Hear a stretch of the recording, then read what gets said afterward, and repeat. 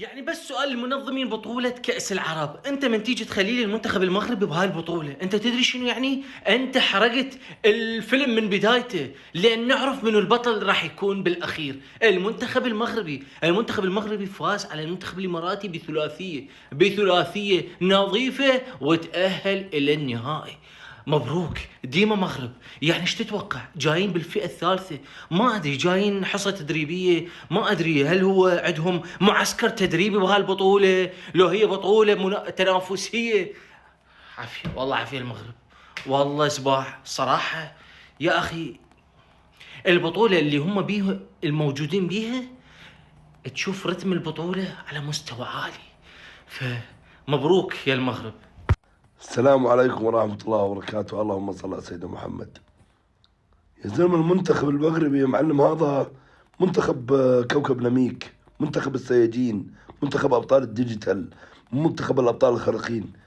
يا ولد بجميع السنين، بجميع السنين يا معلم كذابين، ولاد صغار كبار شيخوخة نساء يا معلم، يا سيدي العزيز يا معلم، شو اسمه فضائيين، بكل انواع الكائنات الحيه يا رجل قطاعات. شو هذا يا زلمه؟ يا زلمه شو هذا يا معلم؟ ترى ما حد عارف يا سيدي العزيز غير حمد الله في المنتخب اللي انا قاعد بشوفه، الباقي يا معلم من اولاد الحومه يا رجل، من الحاره جايبينهم. فالف المبروك. هي وصلوا نهائي يا اخوان باقل التكاليف، وصلوا نهائي كاس العرب.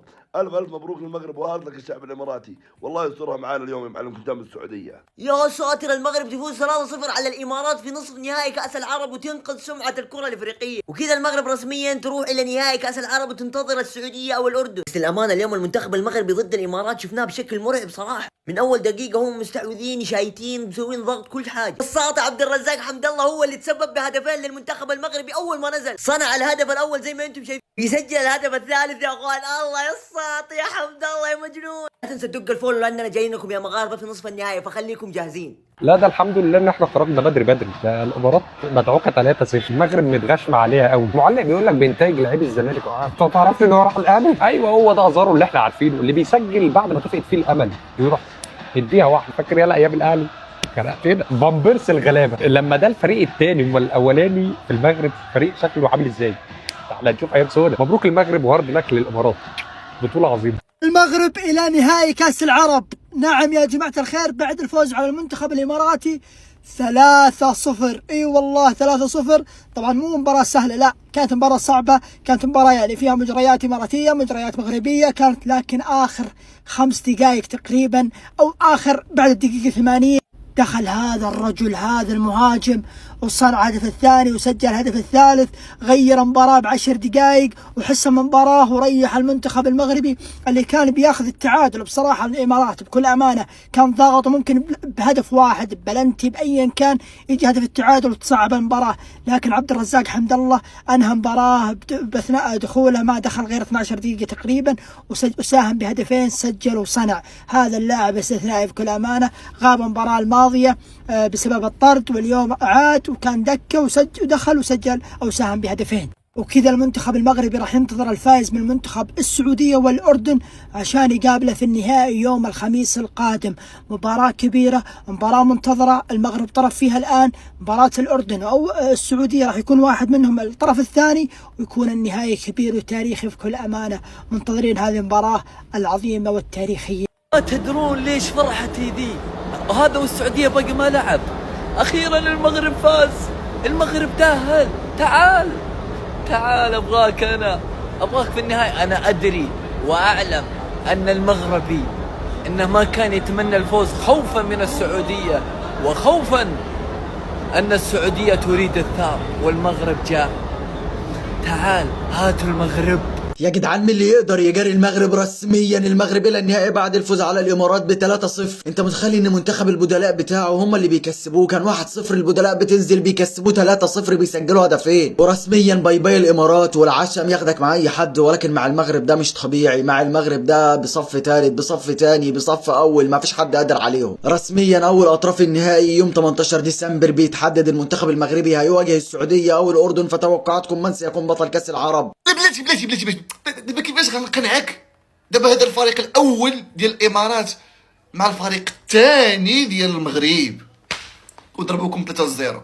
عاد ديك النهار كتسنطحوا مع الجزائر راكم جبنا ليكيب الاولى كره شي 10 ونص. ايش هاللعب يا المغرب؟ المغرب يا اخوان بشكل رسمي الى نهائي كأس العرب ان شاء الله بمقابلة الاردن ان شاء الله يا رب ضل الاردن يتأهل. اخوان المغرب قدم مباراة عالمية، هاي اجمل مباراة للمغرب طول البطولة بصراحة، هاي اجمل مباراة. الامارات تبين انه عليه كان تعبان من 120 دقيقة اللي لعبها وضربات الجزاء. الف مبارك للمغرب وهارد لك للمنتخب الاماراتي، ان شاء الله بتعوضوا البطولات الجاية. المغربيين انتوا رحتوا كاس العالم، ايش تبغوا في كاس العرب؟ ايش تبغوا في كاس العرب؟ خلونا البطولة يا اخي.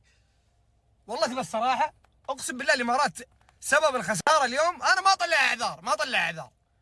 المباراة اللي ضد الجزائر ارهاق، والله ارهاق. والله انا لعبت شوطين 90 دقيقة، شوطين اضافي، بلنتيات، استهلكت بما تعنيه الكلمة. على الضغط يا عادل، تعادل مباراتين ونص هذيك يا عادل. اي والله.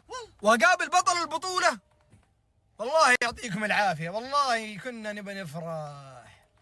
حرام عليكم، والله حرام عليكم. كنا نريد هذه البطولة بزاف، نريد البطولة بزاف والله بنزل بلعنك بزاف. الله الساطي مغربية هذه من أجل المغربية. 3 نجم العميد حبيب قلبي يا الساطي، والله انك ساطي من يومك يا حمد الله، من يومك. الله عليك يا بورسيكا. صارت 3 للمغرب. المغربي في نهاية الحلم يستحق ابو امير التواجد.